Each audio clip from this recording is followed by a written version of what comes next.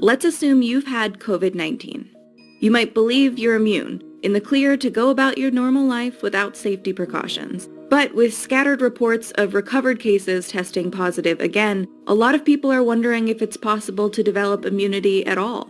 So, can you catch COVID-19 twice? The thing is, scientists just aren't sure, because figuring that out is a lot more complicated than you might think.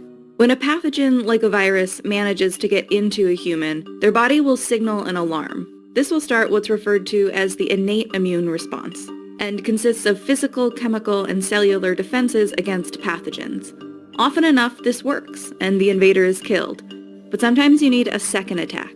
The adaptive immune response marshals the special forces, B cells and T cells. B cells produce antibodies that smother the specific pathogen so it can't affect your body's cells. So basically, antibodies kill virus outside of cells, killer T cells kill virus inside of cells.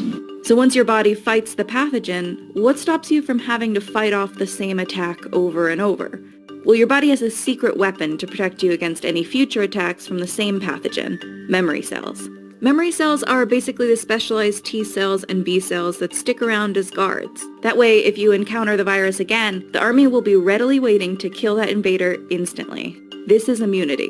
A vaccine works on this basis by adding dead, weakened, or fragmented parts of a pathogen to your body. Not enough to cause illness, but enough to cause your body to produce memory cells. Normally when you have an infection, it's a race between your immune system and the infection. But if you're vaccinated, you've already done the race part. Your immune system has already had time to scale up and develop immunity. Typically, you would know if you have immunity, either from a vaccine or knowing you previously had the illness. For example, it's relatively straightforward to know whether you've had chickenpox or not, because the symptoms are highly unique and very easy to spot.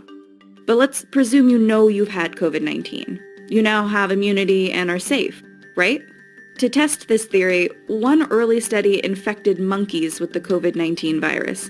They then waited till they tested negative after the infection passed and tried to reinfect them. When the monkeys didn't become reinfected, researchers concluded that after one viral attack, you would be protected from another. But this isn't a golden ticket to thinking you're immune, because the length and strength of that potential immunity are unknown. And where a disease lies on the spectrum is influenced by two things: memory cell death rate and virus mutation rate. Memory cell death rate tells you at what rate those memory cells may be lost over time. The virus mutation rate can tell you if the virus will mutate too quickly for your memory cells. The more a virus mutates, the more unrecognizable it becomes to your memory cells. Determining where COVID-19 falls on this timescale is a vital step in managing its spread. One indication of how long its immunity might last is to look at other coronaviruses.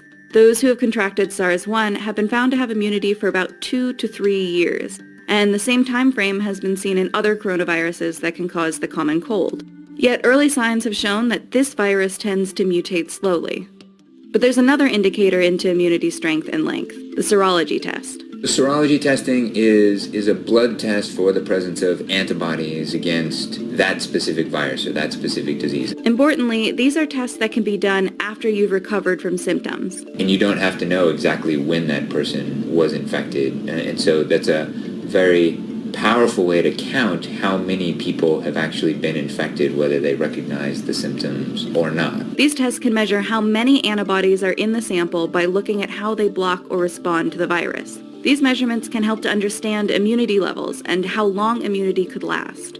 For example, studies for many other viral infections have found that the more severe the case, the longer the immunity. Basically, the bigger the infection, the bigger the immune response and more antibodies in a sample, which in turn gives longer immunity. But this may not hold true for COVID-19. It certainly may not be as simple as if you're positive for the antibody, you're protected against the disease, you're immune. That's true for many infections. It's not proven for COVID-19 disease.